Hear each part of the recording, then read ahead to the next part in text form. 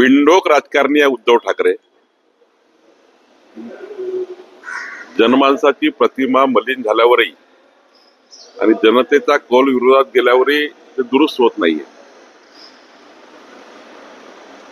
खर तर एखाद्या नेत्याकडनं 13 खासदार आणि 50 आमदार निघून जातात तरी त्यांना जाग येत नाही आणि त्यांचं नेतृत्व कोणीच मान्य करायला तयार नाही, म्हणून खासदार आमदार निवडून गेले. खासदार आमदाराशी कुठलाही संपर्क त्यांच्या जीवनात त्यांचा नव्हता, म्हणून एकनाथ शिंदेशी लोक गेले आणि त्यांचे लोक त्यांच्यातून निघून गेल्यावर भाजपाला दोष देऊन ते माननीय अमितभाई, मोदीजी आणि भारतीय जनता पार्टीवर ते नेहमी टीका करतात.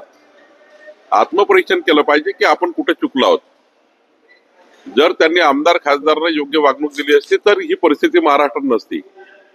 राहिला प्रश्न 2019चा, गद्दारी केलीच ना, गद्दारी झालीच त्यांच्याकडनं. त्यांनी सरळ सरळ भारतीय जनता पार्टीसोबत निवडून आले आणि या महाराष्ट्राला गद्दारीचं जे गालबोट लागलं ते उद्धव ठाकरेंनी लावलंय. त्यांनी त्या ठिकाणी सुरुवात केली गद्दारीची. त्यांनी जर तेव्हाच भाजपाची गद्दारी केली नसती तर या महाराष्ट्राचं वेगळं चित्र असतं. आणि त्यामुळं खरं तर आता आपला दोष लोकांवर देणे आणि असे भाषण करत राहणे, मीडियाचा वेळ आणि महाराष्ट्राचा वेळ घेणे, त्यापेक्षा एक चांगला विरोधी पक्ष म्हणून काम करता आलं असतं, करता येईल. उद्धव ठाकरे निराश आहेत आणि हे असं बोलणं हे वेडेपणाचं लक्षण आहे आणि बिनडोकपणा आहे, अजूनही सुधरत नाही आहे. मला वाटतं अमित भाईवर टीका करून किंवा देवेंद्रजीवर टीका करून किंवा आमच्या पक्षावर टीका करून काही साध्य होणार नाही आहे. जी आज परिस्थिती आहे त्यापेक्षाही वाईट परिस्थिती होईल आणि आमच्याजवळ अजून त्या ठिकाणी जनमत वाढेल आणि उद्धव ठाकरेंचं जनमत हे रोज कमी होईल. या पद्धतीचं वागणं उद्धव ठाकरेंचं आणि कुठल्या घटनेला, ज्या घटनेला तेच जबाबदार आहे त्या घटनेला धरून बोलणे, महाराष्ट्राची जनता आता कंटाळली आहे.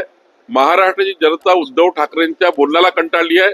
आता महाराष्ट्राच्या जनतेला विकासाकडे नेण्याचं राज्य आहे आणि माननीय आमचे मोदीजी आणि आमचे देवेंद्रजी डबल इंजिन सरकार महाराष्ट्राच्या विकासाकरता काम करणार आहे. उद्धव ठाकरेंनी अजूनही त्या मानसिकतेतून बाहेर निघावं, बिनडोकपणातून बाहेर निघावं आणि महाराष्ट्राच्या विकासाकरता 4 गोष्टी चांगल्या कराव्या, जेणेकरून काहीतरी पक्षाला पाठबळ मिळेल, काहीतरी बाबी मिळेल.